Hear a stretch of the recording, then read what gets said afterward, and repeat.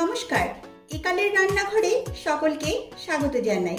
আমি আজকে ভিন্ন স্বাদের কাতলা মাছের একটি রেসিপি শেয়ার করব আপনাদের সঙ্গে। এটি খেতে অত্যন্ত সুস্বাদু হয়, গরম গরম ভাতের সঙ্গে খেতে অসাধারণ লাগে। তাহলে আর দেরি না করে রেসিপিটি শুরু করা যাক। রেসিপিটি ভালো লাগলে লাইক ও শেয়ার করবেন আর আমার চ্যানেলটিকে সাবস্ক্রাইব করে আমার পাশে থাকবেন। এই রান্নাটি করতে নিয়েছি 4 পিস কাতলা মাছ। এই মাছগুলোকে এবার নুন হলুদ মাখিয়ে নিচ্ছি। দিচ্ছি স্বাদ মতো নুন, হলুদ গুঁড়ো, দিচ্ছি সামান্য কাশ্মীরি লঙ্কার গুঁড়ো আর দিচ্ছি সামান্য সরষের তেল। এবারে এগুলো সব ভালোভাবে মাখিয়ে নিচ্ছি। মাছগুলোতে নুন হলুদ মাখিয়ে নিয়েছি।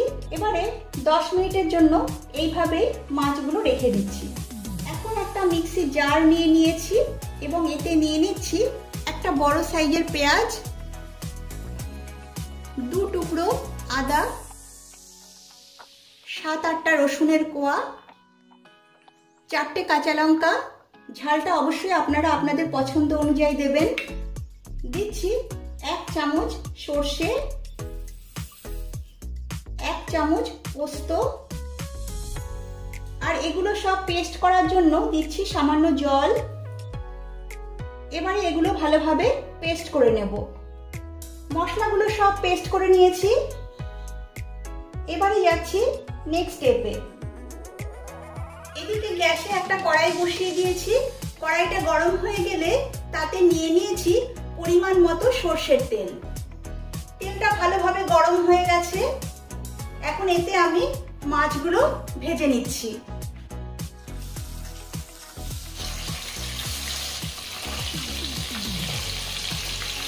মাছগুলো উল্টে পাল্টে লাল লাল করে ভেজে নেব।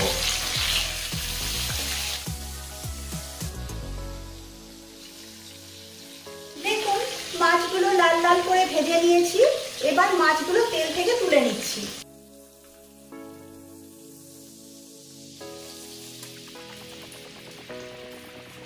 এবারে ওই তেলে দিয়ে দিচ্ছি ফোড়ন। ফোড়নে দিচ্ছি 4টে এলাচ, একটা দারচিনি স্টিক আর একটা তেজপাতা। ফোড়ন একটু ভেজে নিচ্ছি। এখন দিচ্ছি একটা মাঝারি সাইজের কুচনো টমেটো।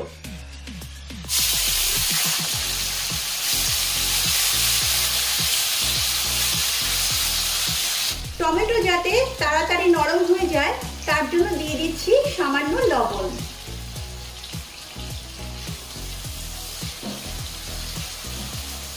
টমেটো নরম হওয়ার জন্য কিছুক্ষণের জন্য আমি ঢাকা চাপা দিচ্ছি।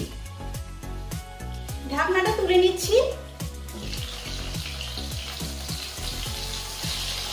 টমেটো ভালোভাবে নরম হয়ে গেছে। এবারে যে মশলার পেস্ট আগে থেকে বানিয়ে রেখেছিলাম সেই মশলার পেস্ট এবার দিয়ে দিচ্ছি।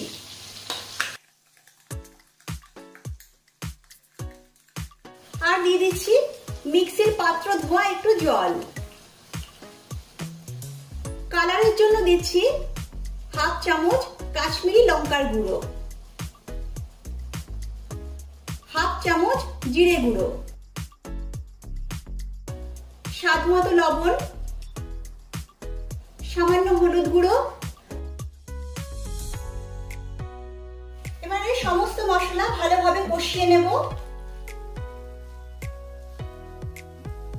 মশলা কষাবার সময় গ্যাসের ফ্লেম অবশ্যই লো টু মিডিয়াম করে রাখবেন। মশলাগুলো ভালোভাবে কষানো হয়ে গেছে আর দেখুন মশলা থেকে তেলও রিলিজ করে গেছে। এবারে এতে দিয়ে দিচ্ছি জল।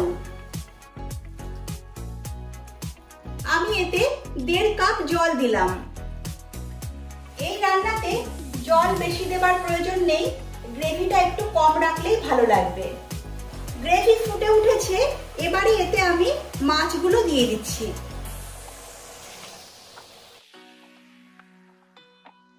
এখন গ্যাসের ফ্লেম লো টু মিডিয়াম করে 2-3 মিনিটের জন্য আমি এই গ্রেভির সঙ্গে মাছগুলো ফুটিয়ে নিচ্ছি। 3 মিনিট হয়ে গেছে, ঢাকনাটা এবার তুলে নিচ্ছি।